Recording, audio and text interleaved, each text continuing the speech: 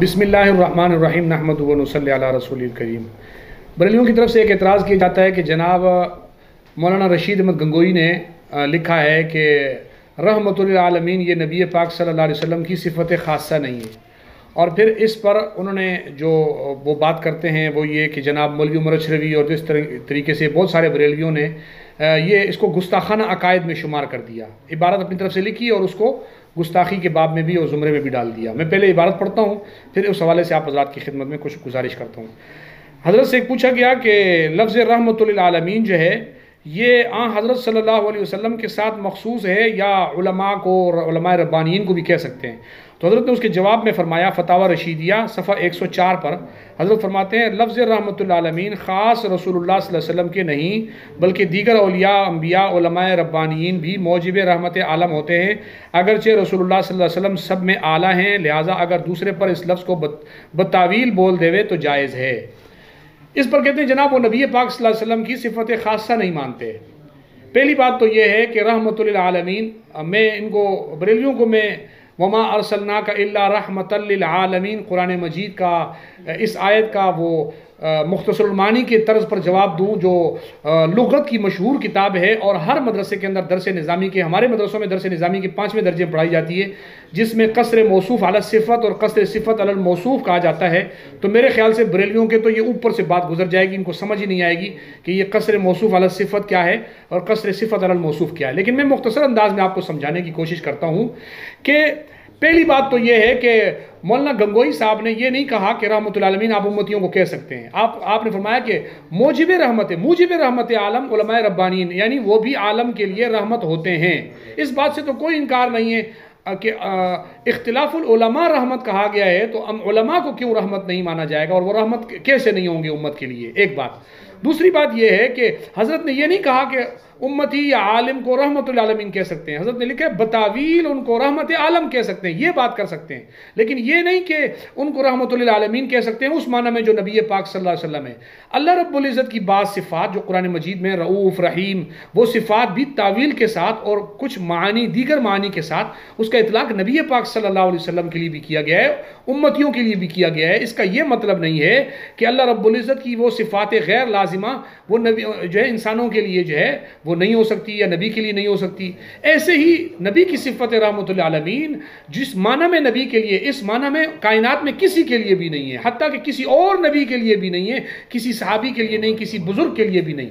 लेकिन तावील के साथ कि वो भी उम्मत के लिए, उनके इख्तिलाफ को जब रहमत करार दिया गया है तो जाहिर है कि उलमा भी उम्मत के लिए रहमत हैं। और कहा हाँ बरेलवी उलमा उम्मत के लिए रहमत नहीं, लिहाजा वो एतराज़ कर सकते हैं कि भाई हम क्यों कहें।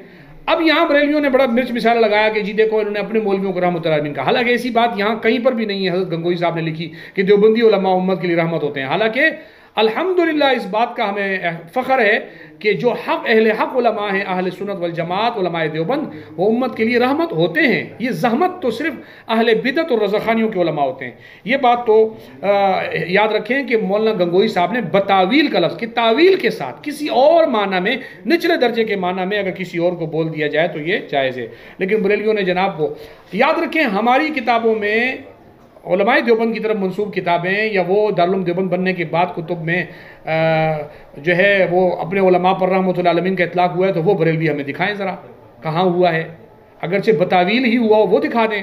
हम दिखाते हैं कि जनाब बोस्तान शेख सादी रहमतुल्लाह अलैह ने बादशाह को रहमतुल आलमीन लिखा है, मौलाना रूम ने अक्लमंद को रहमतुल आलमीन कहा और धूप को रहमतुल आलमीन कहा। मसनवी दफ्तर चहारों में हिस्सा अव्वल सफ़ा 19 में मौलाना रूम ने यह रहमतुल आलमीन कहा। किस आदमी को इस बात पर इख्तिलाफ हो सकता है। और इसी तरीके से शेख अब्दुल कादिर जिलानी की तरफ मंसूब किताब तोहफ़ा कादरिया सफ़ा 49 में शाह अबुल माली ने हज़रत गौस पाक रहमहुल्लाह को रहमतुल आलमीन लिखा है। ये सारी चीज़ें भी मौजूद हैं और बरेलवी इसको देखते पढ़ते हैं। इसी तरीके से फ़वाइदुल फ़वाद जिसका तर्जमा अल्लामा शम्स बरेली ने लिखा है, उसमें लिखा है कि जनाब वमा अरसलना का इल्ला रहमतुल आलमीन, वहाँ पर भी अपने बुज़ुर्ग को रहमतुल आलमीन कहा गया है। इसी तरीके से जनाब तोहफ़तुल अबरार में बरेलवी मसलक के पीरज़ादा इकबाल अहमद फ़ारूकी ने ख्वाजा तोसवी को शाह सुलेमान रहमतुल आलमीन कहा और रहमतुल आलमीन कुतुबुल वरा कहा, सफ़ा 306 और सफ़ा 305 पे। इसी तरीके से अल्लामा इब्न हज़म ने अहकामात में जनाब रहमतुल्लिल आलमीन कहा है, अहकामात को रहमतुल्लिल आलमीन कहा, अल अहकाम फ़ी उसूल कुरान जिल्द 1 सफ़ा 350 पर। और इसी तरीके से पीर जमात अली शाह ने ख्वाजा याकूब और ख्वाजा मोहम्मद दरबंदी के मुतालिक कहा कि रहमतुल्लिल आलमीन की शान में जलवागर थे, सीरत अमीर मिल्लत सफ़ा 609 पर। और मौलवी मोहम्मद यार फरीदी ने अपनी दीवान मोहम्मदी सफ़ा 76 में रहमतुल्लिल आलमीन का इतलाक़ किया है कि पीर सदरुद्दीन बशक्ल सदरुद्दीन रहमतुल्लिल आलमीन आमद। इसी तरीके से जनाब बरेलवी मसलक के और बहुत सारे उलमा तज़किरा ख्वाजा सुलेमान तौसवी में ख्वाजा साहब के मुतालिक लिखा है रहमतुल्लिल आलमीन कुतुबुल वरा।